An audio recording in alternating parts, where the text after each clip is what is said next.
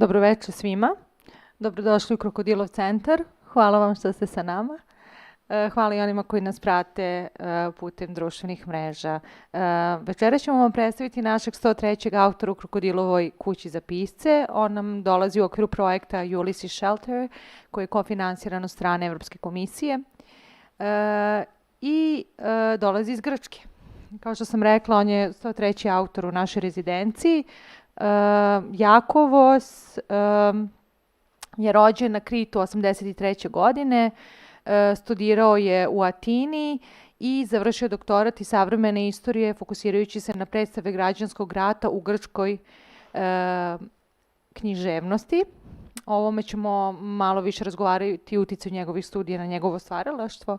Objavio je 3 knjige proze, novelu Lisice na padini, koja je 2013. ušla u uži krug nagrade za mlade autore, zbirku priča lepe ljubavi, objavio je 2017. godine i roman Neko drugi, o kojem ćemo večeras pričati, koji je osvojio nagradu Anagnostis za roman godine, prestižnu grčku nagradu. Njegove knjige i priče su prevođene na više od 5 evropskih jezika. Kalos Masirtes, ελπίζω να περνάς καλά στο Βελιγράδι. Ξέρω ότι φεύγει σιγά σιγά. Απόψε θα μιλήσουμε στα αγγλικά, οπότε όλοι μπορούν να μας καταλάβουν. Tonight we will speak in English, so you can understand us. You're fine with that. Yeah, and I would like to thank you personally and thank everyone here for their hospitality and for the great opportunity that they gave me to come here and to take part in this great program. When did you come to Belgrade? How do you like the apartment? Have you been working or walking around? Tell us more about your stay in the previous I came 2 here, weeks. I think 10 days ago it was, and I've been staying in the, quite frankly, absolutely in the center of the city, in Studetski Trgu, Studetski Square, and I found it very interesting that it's a very historic quarter of the city. I can see the signs around of the people who have lived there and the stuff that have happened there. And I think I've been doing a little bit of both, working and wandering in the city, which in fact wandering in the city and walking in the city is kind of work, because I try to fill my head with new images, with new faces, with people acting differently than they would in Athens or in Crete or anywhere else. It's been some very, very warm days in Belgrade, which was very helpful in working, because I would spend the whole day in the apartment working, and I would just go out early in the morning and late in the evening to catch up a glimpse of the city and to see some of its history. Yeah. Thank you. So can I start with your work and particular questions? Sure. That we have 1 hour for talk, and I hope that it will suit us both well. So I made some questions before we started the official program, but I need to repeat some of them and continue further. So your PhD thesis, you focus on civil war and articulation of civil war, Greek civil war, right? In Greek literature. From what I've read, you were mentioning some places in wartime, war prior to the beginning of the war in Yugoslavia, and you're talking about specific characters in Vukovar playing football, etc. And you're playing with characters from Serbia and Croatia and their personal stories very well, trying to understand personal stories behind and before the beginning of the Yugoslav war. So every time I read something that I've read in the past couple of days, war is a focal point in your biography, in your PhD studies, and before you said that is memory. Can you tell me more that you've just started before? So repeat yourself and tell me more, please. Well, first of all, if I am to speak about my PhD, I wouldn't say that it's on the war, but it's on the memory of the war. but the big idea there is the memory. And in fact, I have even done a small, if you would read my actual thesis, you would see that it's not called the Civil War, it's called the Civil War violence, because I'm trying to do a small transfer there, taking the speaking about acts of violence that are even before or after the actual war, that it's from 1946 1949 in Greece. I have had the luck to not live a war in my lifetime in Greece. This means that I can approach, and I have not had members of my family that have taken part in the war, which is very rare in Greece, that my parents or my grandfathers did not fight in the Civil War. So all this allowed me to look at it in a more clinical way and trying to understand it and trying to understand why it has affected so much the lives of everyone in my country. Now, speaking about the war here, it is an event that I find groundbreaking in the history of Europe, in modern history of Europe. You have the bombarding of a capital in Europe by other European forces. This is something that we cannot go through it. We need to see this recent past of us. You have this amazing city here that has suffered so much. You have so many people in the greater Yugoslavian region that have been through so many things. This is a tragedy that was happening just around our corner in Greece, and we had lots of people coming from Yugoslavia to Greece seeking shelter, and lots of people from Greece coming to Yugoslavia trying to help. That we need to keep these things in our mind, and in that way literature serves as not as a testimony, because my work obviously is not a testimony, I have not lived any of those things, but as a commemoration of those things that we should not forget.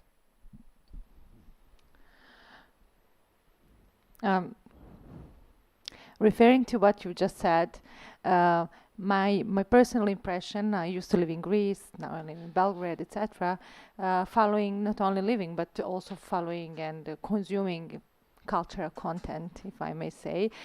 And I can attest, I can say that in literature, in our, like, call it Balkan countries, I don't like to call us Balkan or anything like that, but you can tell that in Turkey, in Greece, in Serbia as well, authors, they nurture their creative souls with this kind of context. War is something that is fully covered even now, and I must say that war in ex-Yugoslav countries ended 30 years ago. In Greece, 50 or more, 70 years ago, right? And we still do write about Eleftherios Venizelos, and you still write about personal stories, you still write about many things about the war in Greece. It's the same in Serbia. And something that I would like to follow this question on, is it because our politicians are still articulating these wars actively? Before we start, this is the first question. The second one, what I've told you before, is that Second World War ended half a century, and in Germany, I must say that they do not focus so much in political context, yes, when they have to, but in creative way, they do not work on that so much as we do. That is my impression, as if we like to torture our souls with these kind of memories. That is my personal impression, and I would really like to hear your opinion about this. Okay, I will start with your second question, which I will approach more through my PhD studies and less as a writer. What happened, in my opinion, in Germany after the war, we should not forget that thankfully, they were the losers of the Second World War. And quite fast and quite actively, they all the people all the people who survived understood that they were on the wrong, and they felt this guilt about all that they had done once they understood the war crimes that they committed.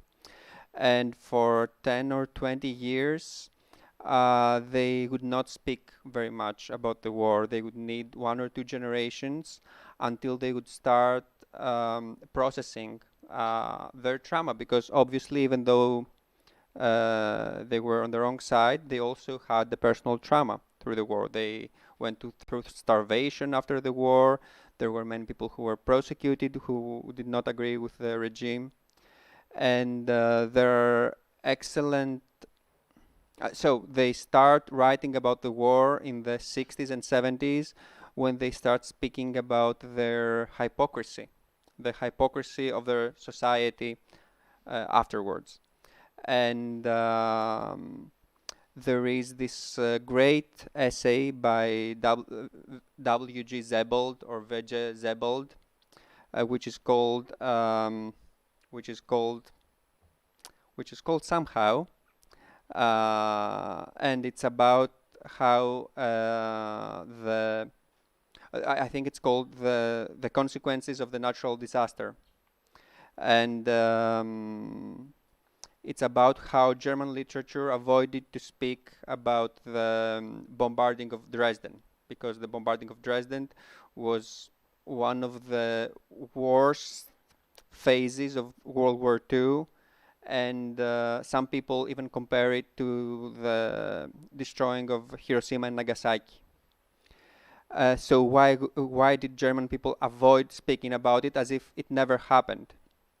And he concluded to the fact that they were so sure that they had done so many wrong things, and also that the thing that happened there, it was unimaginable, that they could not speak about it. So it would take them 20, 30, 40 years to start speaking about the war, and once they did, they have probably covered that stuff, and now they can just let it back, because probably there are not many fresh approaches to it. Now, going back to your first question, I'm not familiar with Turkish literature very much, unfortunately. I mean, I have read some Turkish writers like Pamuk and stuff, or Hikmet, but I cannot speak about Turkish literature, and I have not read enough Yugoslavian literature, ex-Yugoslavian literature, to speak about it. So I can only speak about how Greek literature approached things. The Greek Civil War is still what creates the divisions in Greece. You mentioned very wisely the example of Eleftherios Venizelos. Eleftherios Venizelos is a political figure that dominated Greece from 1909 to 1936. The division between people who loved Venizelos, Venizeliki, and people who hated Venizelos, anti-Venizeliki, anti-Venizelos, was the one that more or less went on to make the division of the Civil War of 1946 to 1949. The problem with Greece is that the repercussions of the Civil War did not end until 1974. So people were still carrying it in them. And not until the 1980s did the losers of the Civil War feel that they were actually people equal to the winners. So this creates a trauma that it's not a 3-year trauma, it's a 40-year trauma. And then you have now, again, it has to do with historiography. It doesn't even have to do with politicians. You have revisionist historians trying to go back and defend the collaborators of in the Civil War, because the Civil War was after the end of World War II, between resistant fighters and the collaborators. So now you have people saying that, you know what, the collaborators, they were not so bad guys. They were actually the good ones. The resistant fighters who were the bad ones. So yeah, this naturally affects very much the literature, and I hope that my answer was not longer than the 40 years of the repercussion. No, it's the same here in Krokodil. We have a project dedicated to historical revisionism, and you specifically answered really precisely my question, uh, whether whether these topics are actually nurturing our souls. So authors are writing, and the answer is yes. I have made it my goal, and I have followed it so far, not to write anything in literature about the Greek Civil War. Because I have it so deeply inside me as a researcher that I know that that if I ever tried to put something in literature, it would be awful. It would be just, this research question and that research question and that finding from some sources, and it would be impossible for people to read. That doesn't mean that there are not people who can write glorious pages about it. And what I did see doing my research on the literature of Greek Civil War was that even mediocre writers in general, writers who were mediocre in general, when they would write about that, because the subject was so important and so deep, they could write wonderful stories. So it helps elevate. It's different, for example, if I write about my childhood and the problems that I had whenever I would lose a ball playing soccer, and the problems that the people in the Civil War had when they were playing and suddenly they would find the dead bodies of their neighbors. It's a bit more. In Greece and in diaspora, it's the same in literature, it's the same with the music. It's something that lives through families, and something that is a responsibility, I must say, in Greece, and you can see that in their everyday life. It's something important to be nurtured wherever they live, some memory that generations and generations should just pass on and talk about. So when it comes to, these are unofficial narratives, and I will enter into my next question, and you were talking about visual narratives and politicians, which is completely something different. And literature comes and takes from these personal stories, as you did in your last book, and it is not, okay, now I will make my question. So your last book, Capiali, some other people. Yeah, that's how I have it in my mind. Other people. You talk about Drazen, you talk about Vukovar, you talk about his relationship with one lady, and this story, particular that I'm referring to, is happening late 80s, just before the beginning of a war.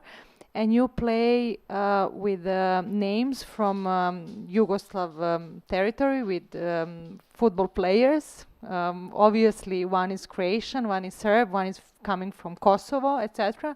And you develop the story. And the first question, really important to me, you make it personal story, obviously happening just before the war, with the national with the names that you choose, that everyone can recognize, that everyone here can recognize, and unfortunately not in Greece. Yes, but did you manage to choosing these names and referring to personal stories? Serbian Croat guy, football player from Kosovo, and develop the story around it. You will later on read us probably about it. So I must ask you: did you manage to develop the story that gives a basis to what actually happened officially afterwards? What your scope was? Did you do the research? How did you choose these names, and why did you choose this part of the world? I mean, before the war, and again memory, and again personal story around football players from obviously ex-Yugoslav, today ex-Yugoslav Republic. So please, I would like to hear on that. Yeah, to start with, it's a book. This is a book about how the economic crisis of 2008, 9, 10 transformed the lives of people in Greece. So the direct comparison that I could have and use were the lives of our neighbors, which is, for us, our neighbors are Serbians. So I had that very, very deeply in my mind, and thinking, I have friends from Serbia that I would talk to before even I started writing the book. And I was thinking that, all right, we're going through some hardships. How did they react when they went through much, much more difficult times? And like that, even though the book is not autobiographical, it became very easy to me that I needed to find a counterweight, something that I can use as a comparison, some other stories that were not from Greece, that they could help to create, to give a different light to the story of the main protagonist, Vangelis. As I was starting to create that secondary story with which is taking place in Yugoslavia, I did it the way I usually do when I write, that I just get in the story and I try to find the most interesting way to say it, and to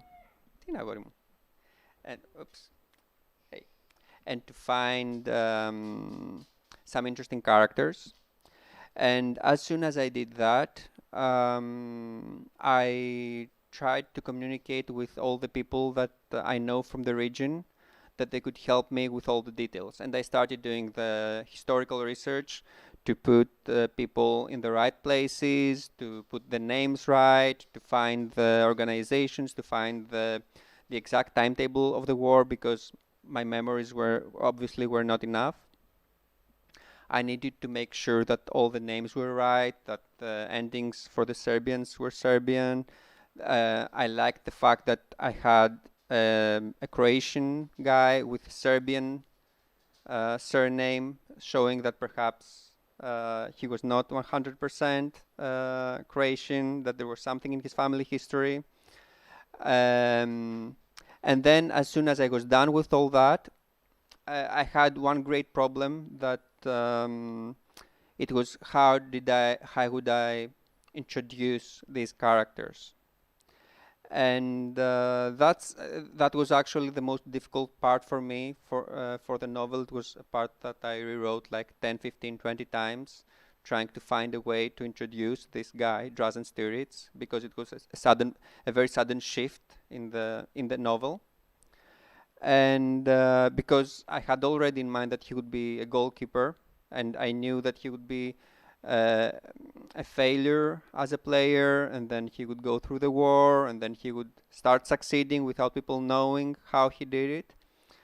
I thought that, well, you know what? So this guy goes to the war, and as he's going there, he doesn't know what he's going to meet, and the only comparison that he can have in his mind is his worst football match, the day that he actually felt ridiculed. So for him, war is not worse than a football game. Little does he know, obviously. While reading this story of Drazen and Natalia and etc., I see that you managed to get to know from your research or personal life or relationship with your friends to get this how I would say that Serbian man mentality. Yeah. And you can tell that in your wording, in your style, when you write about his relationship with this married lady, and you see this raw man that is really hard about himself and his struggles and his ego, and you can tell about his, actually you can draw him, and he would be from this part of Europe. So congratulations on that. You did it really well. But I wanted to ask you something which I personally find more Greek in this story, and that is that when he's articulating or comparing his life with that specific game that he's always coming back to, he's always coming back to his father. Yeah, I would like to comment something first on what you said, that I caught him very well. I don't know if I did, because I'm sure that there are people here who are like him, but I'm sure that not all or the majority of people are like him here.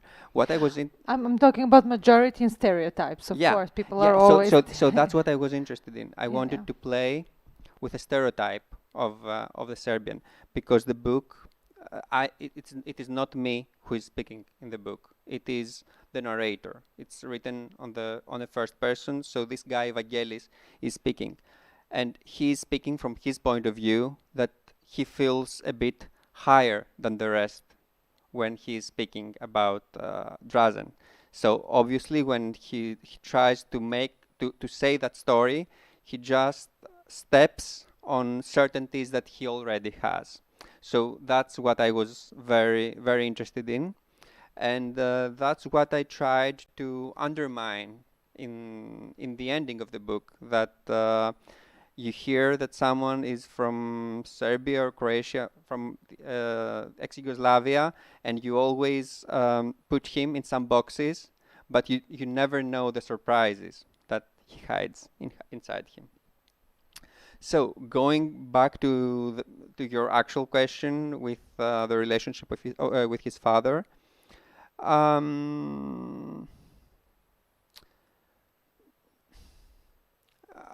I don't know if it. I have this very very personal questions. A very personal question about my writing in regarding parenthood and family, how I write about them and how I approach it, and especially the roles of fathers. They are in very, very few books, of very, very few instances of mine. So that is one of those very few. I needed it there in order to balance the character, that you have this raw guy who at the same time he spends his days trying to force feed his father who is sick, and so we cannot imagine what's hidden inside him. But even though your words were very kind, I did not think that I should take that compliment, because it doesn't actually reflect something that I do intentionally, or that there is something hidden behind it. I just needed something to balance him, and I wish that I had more sensitivity on that matter, and I could approach it better. And it is something that I'm trying to do in my following books, because I grow older. I get into roles in my life that are close to parenthood. So I try to imagine and also, the relationship with my parents is evolving. So I try to imagine myself in both roles, the father and the son. But it is not something that I think that so far I have done very well. Okay, thank you so much for this answer. May I ask you now to read us a part of your work in Greek, 5 to 7 minutes? Oh, that much? I was thinking less. As you wish. Yeah, I was thinking about the part that actually introduces Drazen and his attempt to, and he's about to go to the war.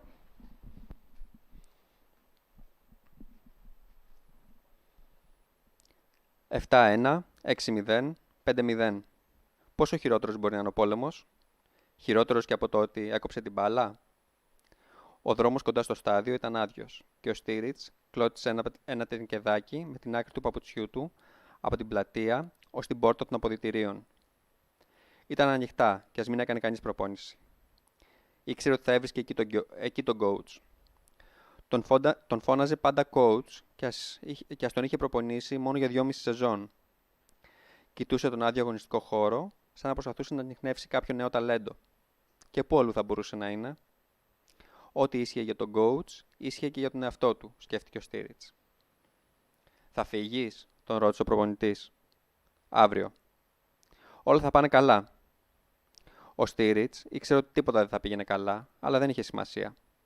Ο πατέρας του είχε πεθάνει, η Νατάλια τον είχε παρατήσει. Ποια η διαφορά να σκοτωθεί στον πόλεμο από το να τον βρουν με τις φλέβες κομμένες στο διαμέρισμά του? «Δεν μπορεί να είναι χειρότερο από το να τρώσει 7 γκολ», απάντησε και γέλασε μόνος του. Ο coach τον κοίταξε αγριεμένος, αλλά δεν είπε τίποτα. Ο Στίριτς πολέμησε στον Ντουμπρόβνικ και ανακάλυψε ότι το ύψος και ο όγκος του ήταν πρόβλημα όταν προσπαθούσε να κρυφτεί. Είδε όμως ένα Σέρβο στρατιώτη να τρέχει από μία πολυκατοικία σε μια άλλη και μόλις τράβηξε τη σκανδάλη, ο στρατιώτης πρώτα παραπάτησε και έπειτα έπεσε ακίνητο στο έδαφος. Ένα μικρό κόκκινο ποτάμι άρχισε να τρέχει από το μέρος του. Ο Ντράζεν ένιωσε καλά. Ο Σέρβος έπεσε άγαρμπα, σχεδόν αστεία. Τι σημασία είχε που δεν θα ξανασηκώνονταν ποτέ? Ο Ντράζεν είχε καταφέρει να ξεχάσει την Ναταλία και τον πατέρα του. Είχε ξεχάσει ότι κάποτε ήταν τερματοφύλακας και αν έβρισκε κάπου έναν ακόμα στρατιώτη, αν έφτιαχνε ένα ακόμα ποταμάκι, θα είχε πετύχει 2 φορές στη ζωή του. Όμως η πολιορκία τελείωσε. Τον Ντουμπρόβνικ κλείτωσε και αυτός δεν είχε λόγο να ρίξει πια σε κανένα. Όταν ξεκίνησε ο πόλεμος με τους Βόσνιους, πήγε στον HBO και όταν έμαθε πως ήθελαν κάποιον να οδηγήσει στο δάσος μια ομάδα που είχαν συλλάβει, ο Στίριτς άρπαξε το όπλο του και ξεκίνησε. Έπρεπε να πάνε βαθιά, αλλά ο ένας από τους 3 έκλαιγε και ο Στίριτς δεν άντυχε να τον ακούει, γι' αυτό σύντομα τον πυροβόλησε στο κεφάλι. Οι άλλοι 2 δοκίμασαν να φύγουν και τους σκότωσε κι αυτούς. Το αίμα του ενός έγραψε ένα κύκλο σαν μπάλα γεμάτη λάσπη που χτύπησε στο δέντρο.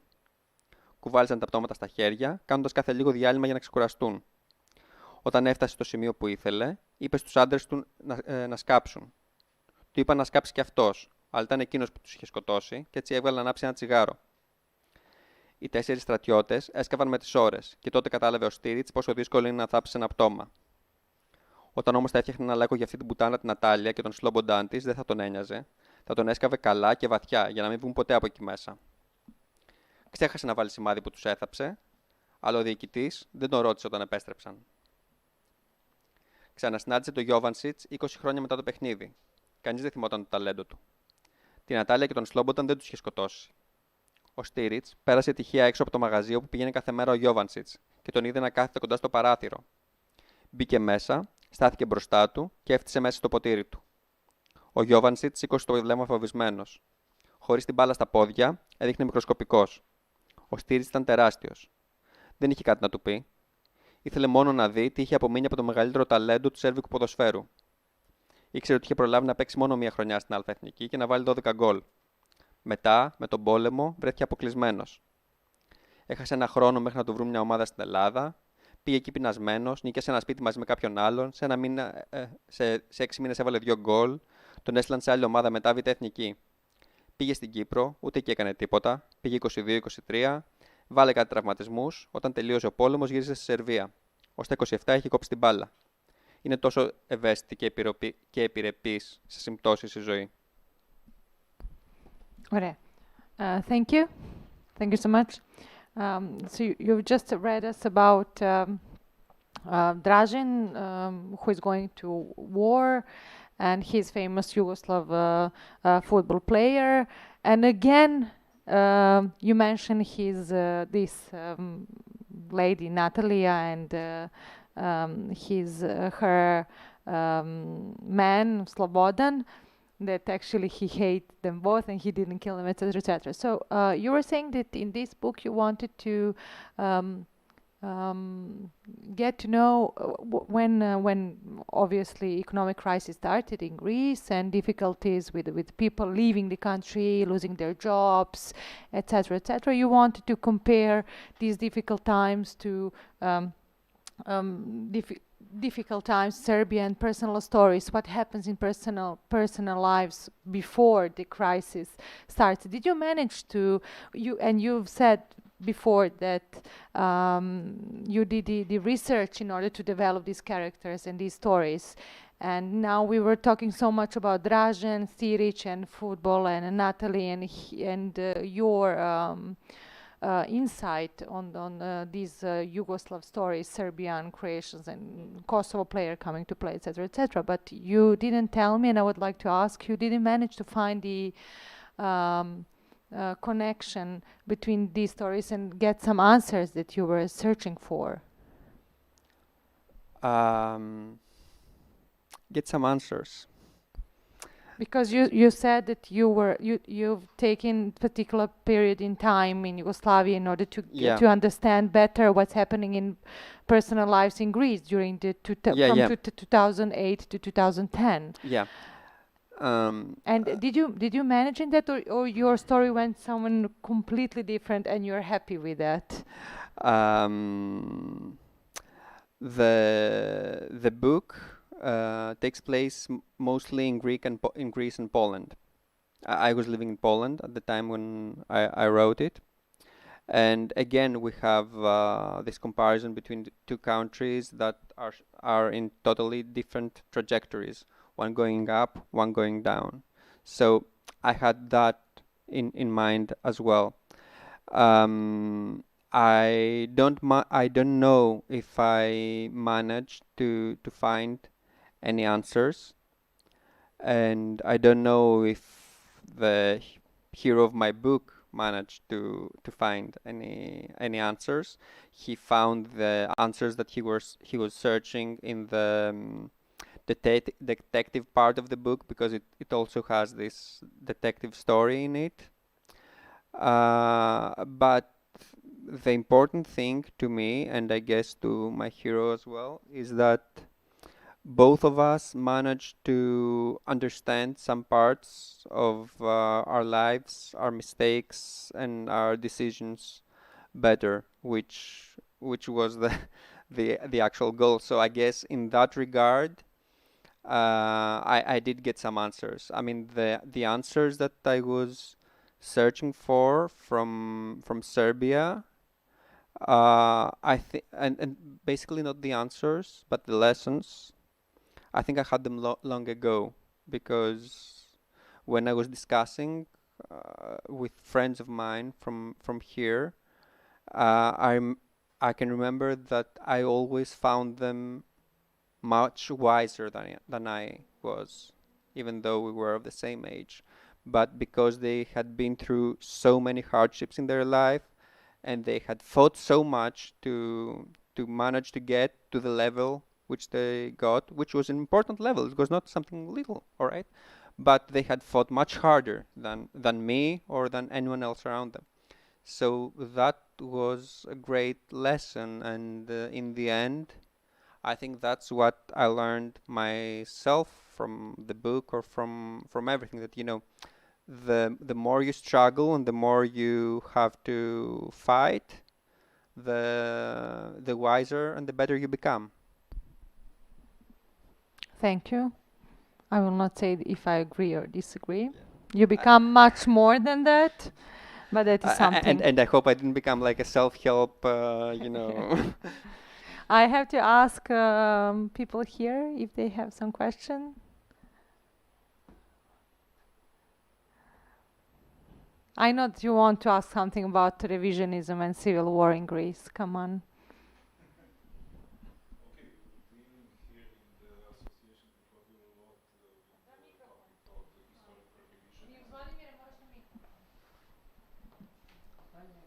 I'd love to talk about that. I mean, it's... Let's do. Yeah. Okay, can we please exchange mics? Thank you.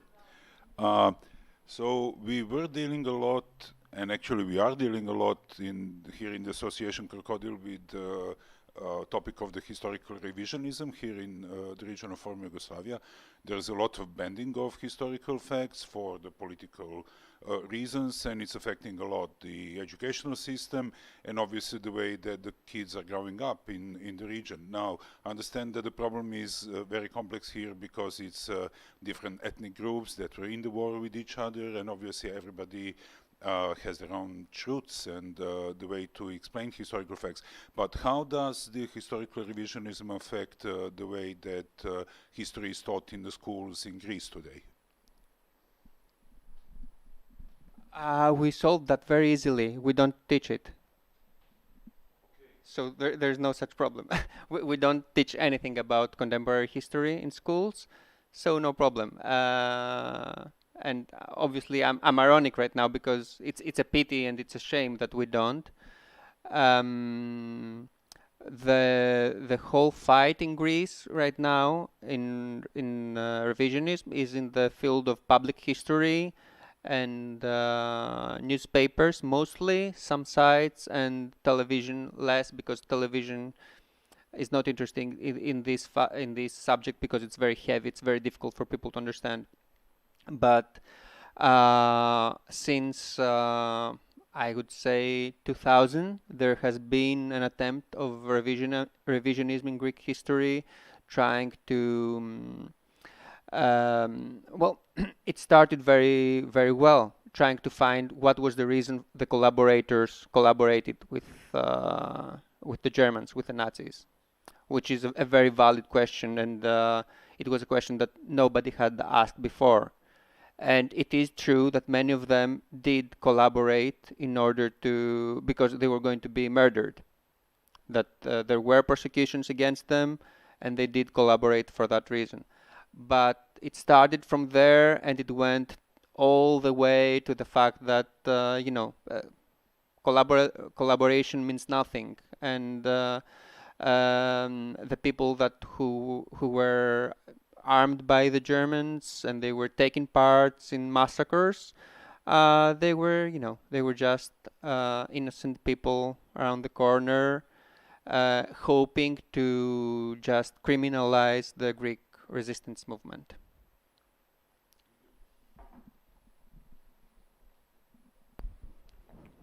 Do you want to ask something? Go ahead. But please use the microphone because of a live streaming. Thank you for possibility to say something, and I don't want to be just a simple question, but what do you think about the people in those times, both here or in Greece, about their ethical codex? Did everything change, or something explained just as a situation? You mean the 1950s, 1940s? To start with, because now I have to answer to that as a historian, okay? So to start with, I try not to judge anyone, and I try not to choose sides, even though I know that as an Jakovos, I know which side I would go with. I try to look at the whole thing neutrally. If we want to start, and I'm speaking about Greece, okay, because I know very little about the Yugoslavian history.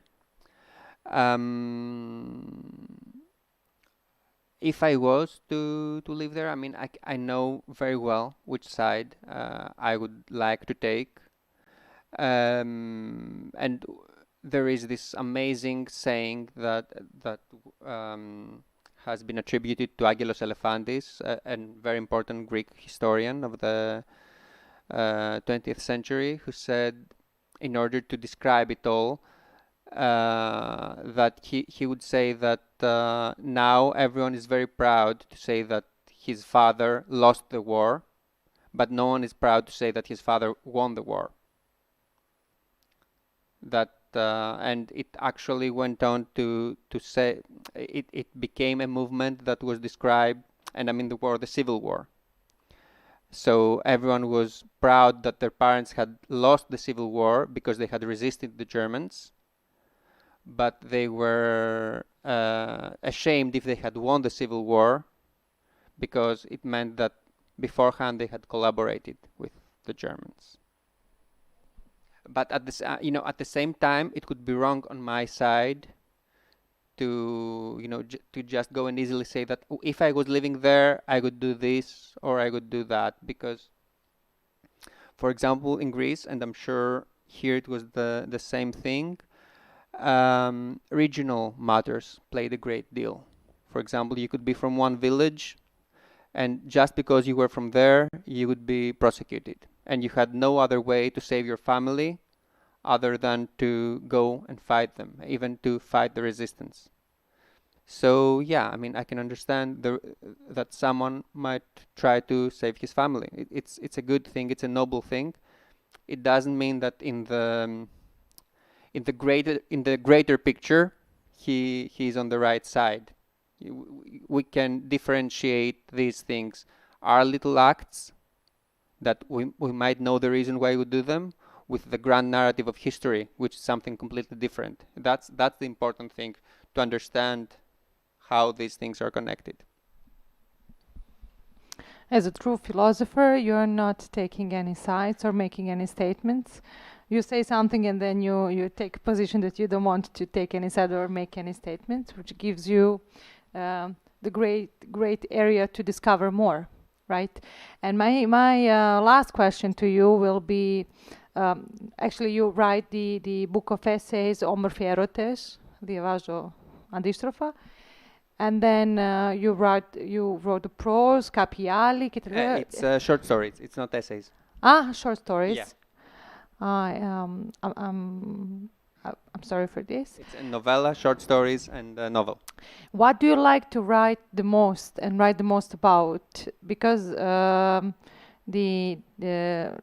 I had time to read now in this short period of time, you cover so much different stories and topics, and it's you're taking histories and then develop personal stories, and then you write about relationships. You go really deep into relationship, for example, or Dražen with the Natalie and her relationship with Slobodan, etc., and you go, what do you like? And then you cover these political circumstances when describing the stadium. Just to give you the example, with the description of the stadium, you describe the period of beginning of a war, and obviously you are a historian and you try to connect, but what do you like the most? What do you enjoy the most? Or these changes with the time? What do you like to write the most? Because this is something completely different. Yeah.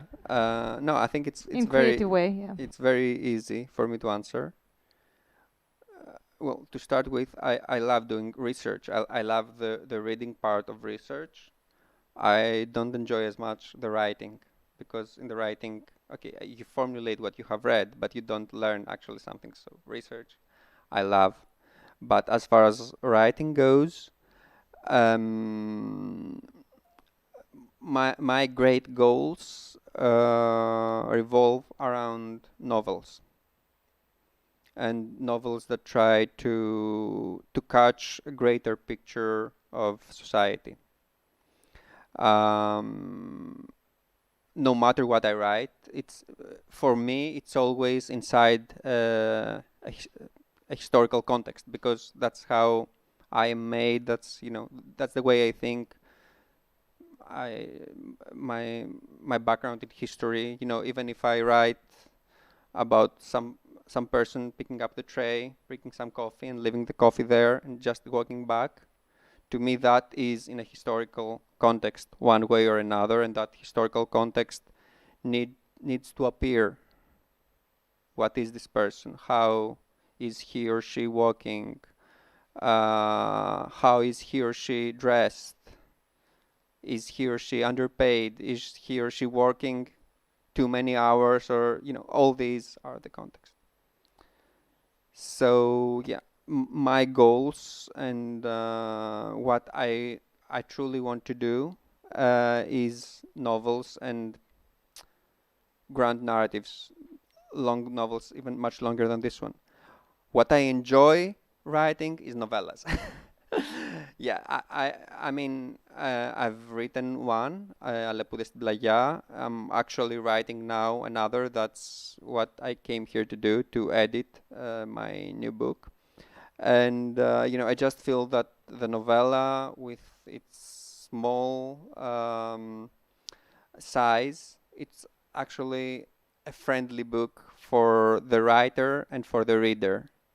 The writer starts it and ends it as the same person, and can actually, go through it and, have civilized timetable working. Does it sell though?